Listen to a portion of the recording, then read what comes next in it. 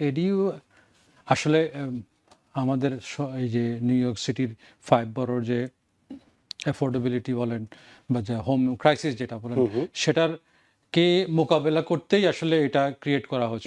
এটা কোন ধরনের এই বাড়ির মালিকেরা এই প্রোগ্রামের জন্য যোগ্য বলে বিবেচিত? প্রপার্টি ভ্যালুটা যেটা মনে করেন এখন যদি 800,000 হয়ে থাকে, ইউ লুকেন অ্যাট 1.3 1.4 হ্যাঁ মিলিয়ন, বা আরো 20-30 বছর পরে সেটা আপনার 2 মিলিয়নেও যায় পৌঁছাইতে পারে। যারা কোয়ালিফাই করবে, যারা ইলিজিবিলিটি যেটা আছে সেটা ওই এইচপিডির মাধ্যমে যখন আপনি অ্যাপ্লিকেশনটা প্রসেস করবেন তখন ওরা আপনাকে এক্সাক্ট অ্যামাউন্ট আপনাকে বলে দিবে, বাট নানাদারলেস একটা অ্যামাউন্ট আপনি পাবেন, যেহেতু এটা গ্রান্ট, এটা কিন্তু লোন না। এই নিউ ইয়র্ক সিটিতে এডিইউ বা অ্যাক্সেসরি ডুয়েলিং ইউনিট আসলে কি এবং কেন এটি এখন এতটা জনপ্রিয়তা পাচ্ছে?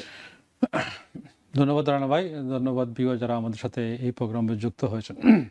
এডিইউ আসলে আমাদের এই যে নিউ ইয়র্ক সিটির 5 বরোর যে অ্যাফোর্ডেবিলিটি বলেন বা যে হোম ক্রাইসিস যেটা বলেন সেটার কে মোকাবেলা করতেই আসলে এটা ক্রিয়েট করা হয়েছে, এবং অন্যান্য স্টেটেও কিন্তু এটা নিয়ে আরও ফলো আপ চলতেছে। অন্যান্য স্টেটও এই অ্যাডাপ্টেবিলিটি করতে যাচ্ছে, বা অলরেডি কোনো কোনো ছোটো ছোটো শহর যেমন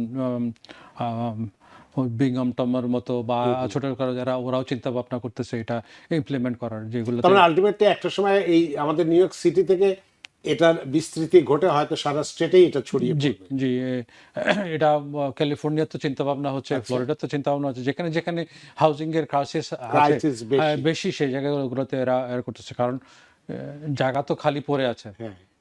কিন্তু অনেকের আবার দেখা যাচ্ছে যে জায়গা আছে কিন্তু ফাইন্যান্সিয়াল মিনটা নাই, যেটা যে এই প্রজেক্টটা করুন। কারণ একটা কনস্ট্রাকশন প্রজেক্টে তো অনেক কিছুর জিনিস জড়িত আছে, বিল্ডিং পারমিট, ডিজাইন, আপনার sour line, plumbing line, water, electricity, এগুলো অনেকগুলো ব্যাপার যেগুলো আছে, যেগুলো হয়তো নর্মাল মানুষের পক্ষে এটা ডিল করা সম্ভব না। তো সেই জন্যই নিউ ইয়র্ক স্টেট এবং সিটি একটা ফান্ডিংয়ের ব্যবস্থা করেছে, বাট ওটা কোয়ালিফাই করতে হবে। কে কতটুকু পাবে সেটা নির্ভর করবে আপনার ট্যাক্স রিটার্ন, আপনার ইনকাম বা আপনার আনুষঙ্গিক যে পরিস্থিতি আছে। একেবারে আমি সবাই চাইলাম আর সবাইকে 3,95,000 দেবে আমার মনে হয় না সেটা পাওয়া সম্ভব হবে। যারা কোয়ালিফাই করবে, যারা ইলিজিবিলিটি যেটা আছে সেটা ওই এইচপিডির মাধ্যমে যখন আপনি অ্যাপ্লিকেশনটা প্রসেস করবেন তখন ওরা আপনাকে এক্সাক্ট অ্যামাউন্ট আপনাকে বলে দিবে, বাট নানাদারলেস একটা অ্যামাউন্ট আপনি পাবেন, যেহেতু এটা গ্রান্ট, এটা কিন্তু লোন না। এটি আমি আপনাকে বলতে চাচ্ছিলাম যে এটা কি গ্র্যান্ট নাকি ঋণ বা লোন? এটা লোন না, এটা একবারে দিচ্ছে। হ্যাঁ, তো এটা মনে করেন আপনার বাসার পিছনে আপনার যথেষ্ট জায়গা পড়ে আছে, আপনি 800 স্কোয়ার ফিটের একটা অ্যাপার্টমেন্ট আপনার এল্ডারলি মাম বা বয়স্ক বাবা মার জন্য আপনি করতে পারলেন, বা আপনার কোনো মেয়ে আছে বা ছেলে আছে যেটা আপনার সাথে থাকতে চায় না, বা ওর আলাদা করে ওটা স্পেস দরকার, সেটাতে আপনি ইউজ করতে পারেন। প্লাস সেটাকে আপনি রেন্টাল ইনকামও করতে পারেন, যেমন বেসমেন্ট আছে, এটিক আছে, সেটাকে আপনি কনভার্সন করতে পারেন। বাট এটা সবগুলো প্রোগ্রামে কিন্তু 5 বড়তে, কিন্তু আপনাকে প্রথমে অ্যাপ্লাই করতে হবে যে কন্ডিশন যেগুলো আছে। আপনি এইচপিডির ওয়েবসাইটে যখন যাবেন তখন আপনি দেখতে পারবেন, আপনি অ্যাপ্লিকেশনটা ফলো আপ করতে পারবেন। ফলো আপ করে তখন আপনি ওদের যে ডেজিগনেটেড যে কতগুলো ব্যাংক আছে ওদের মাধ্যমে আপনার এই লোনটা দেওয়া হবে, কারণ বিল্ডিং ডিপার্টমেন্ট তো আর আপনাকে লোন দিবে না বা এইচপিডি দিবে না, বাট সার্টেন ইনস্টিটিউশনের মাধ্যমে আপনার এই প্রসেসটা করতে হবে। সো এইচপিডির ওয়েবসাইটে যখন যাবেন, এডিইউ যখন আপনি ক্লিক করবেন, বেসিক্যালি 1 বাই 1 আপনার চলে আসবে। আপনি যদি না বুঝেন তাহলে কেউ প্রফেশনাল কাউকে আপনি হেল্প নিতে পারেন, একজন রিয়েল এস্টেট এজেন্ট নিতে পারেন, একজন মর্গেজ ব্রোকারের সাথে কথা বলতে পারেন, একজন লয়ারের সাথে কথা বলতে পারেন, বা একজন আর্কিটেক্টের সাথে কথা বলতে পারেন, কারণ এগুলো কিন্তু সব রিলেটেড প্রসেস। আপনাকে যদি আপনি ইংলিশ না বোঝেন, কম্পিউটার না বোঝেন, অনেকে আমাদের কমিউনিটিতে এগুলো সেভি না, কম্পিউটার সেভি না, তো যারা বোঝেন তাদের কাছ থেকে আপনি হেল্প নিতে পারেন। এটা কোন ধরনের এই বাড়ির মালিকেরা এই প্রোগ্রামের জন্য যোগ্য বলে বিবেচিত? সবচেয়ে ইজিয়েস্ট যারা সিঙ্গেল ফ্যামিলি 5 বড়তে যারা আছেন, ওয়ান ফ্যামিলি হোম ওনার যারা, তাদের জন্য ইজি, কারণ বেসমেন্টটাও ওনারা করতে পারবেন। পিছনে যদি জায়গা থাকে তাহলে 800 স্কোয়ার ফিটের আরেকটা জায়গা, আমি বলেছি যে একটা হয়তো গ্যারেজটাকে কনভার্ট করতে পারেন, এটিকটাকে আপনি কনভার্ট, এখন তো এটা তো লিগাল না, বুঝছেন না? যখন আপনি ইলিগালি যখন আপনি রেন্ট আউট করবেন, যদি ইন কেস অফ মনে করেন একটা ফায়ার হয়ে গেলো, একটা ইনসিডেন্ট হয়ে গেলো, ইন্স্যুরেন্স কিন্তু আপনার প্রপার্টি কিন্তু কভার করবে না।